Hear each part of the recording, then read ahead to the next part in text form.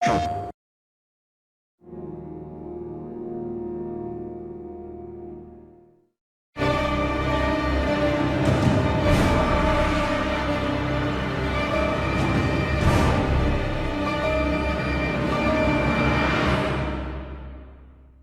the original version of the game, Shelby entered Anne Shepard's hospital room just after Madison.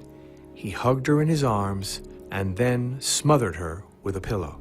We decided to exclude this very violent scene. A man who venerates the concept of the father to such a degree, and by extension the concept of the family, cannot kill his mother like that. And although we learn that Anne's son never visits her, it may have been too radical to envisage Shelby getting rid of his own mother, who is senile to boot, therefore incapable of remembering that he is there. By merely looking at his mother without talking to her, he again becomes the little boy who is desperately seeking a father worthy of the name in a world that has disappointed him. Initially, the idea was that when Ethan had his blackouts, he would find himself in a sort of nightmare, lost in the ruins of a house underwater. Ethan would swim without really knowing where to go, just following the corridors until he came upon the body of the child, the victim of the origami killer. He would then wake up, as in the final version, in Carnaby Square, with an origami figure in his hand. The first blackout takes place after Ethan puts his son Sean to bed. Once Sean is asleep, Ethan goes back downstairs, but when he reaches the bottom of the stairs, he sees water on the floor at the front door. He turns around and sees water coming down the stairs behind him.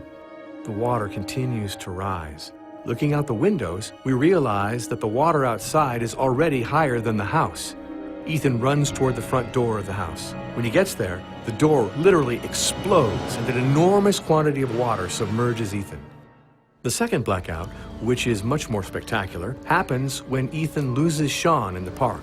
The camera started to tremble more and more, and a tsunami suddenly submerged that whole part of the city. Then we found Ethan underwater, as in the previous blackout. Two similar elements for a paranormal explanation. Shelby was present at the time of Ethan's accident, and a special bond was forged between them. From then on, Ethan accessed Shelby's mind whenever he killed children, corresponding to the times when Ethan found himself in the house underwater, filled with Shelby's memories. The water is the metaphorical representation of the killer's mind. During his blackouts, Ethan goes to Carnaby Square, the place where Shelby's brother died, and he makes an origami figure at the same time as the killer makes one to leave in the hands of the victim. These scenes were not retained in the end because they made the story too complex and introduced a paranormal element that added nothing to the story. We decided to remove them a few months before the end of development, particularly in order to speed up the start of the game, recenter the narration, and anchor the story in reality. This scene shows us Ethan getting out of bed in the morning. He goes to wake up Sean to take him to school. The scene is redundant because of the father and son scene. However, this part of the game was not without interest. It placed the player in the role of a responsible father, looking after his son and himself. As he passes near the letterbox, Ethan notices the origami killer's letter that informs him that his son will soon disappear.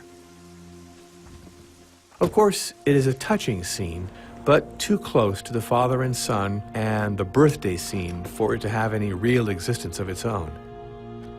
We therefore decided to include the letter in the father and son scene and to get rid of this scene.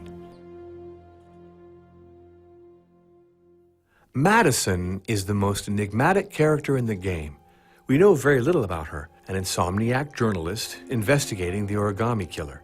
In one of the first versions of the game design, Madison went to her newspaper office several times. At the American Tribune, she could conduct research to find possible suspects, speak with her boss, and write articles after her missions. In the same way, Madison's apartment was different in the beginning. It was in the process of being redecorated. One of the player's first tasks was to repaint and change the layout of the apartment in order to personalize it. This was an interesting characterization process for a character who still remains quite mysterious. We never learn in the game why Madison suffers from insomnia. In reality, it stems from her past. As a journalist, she was a war correspondent during the armed conflict in Iraq.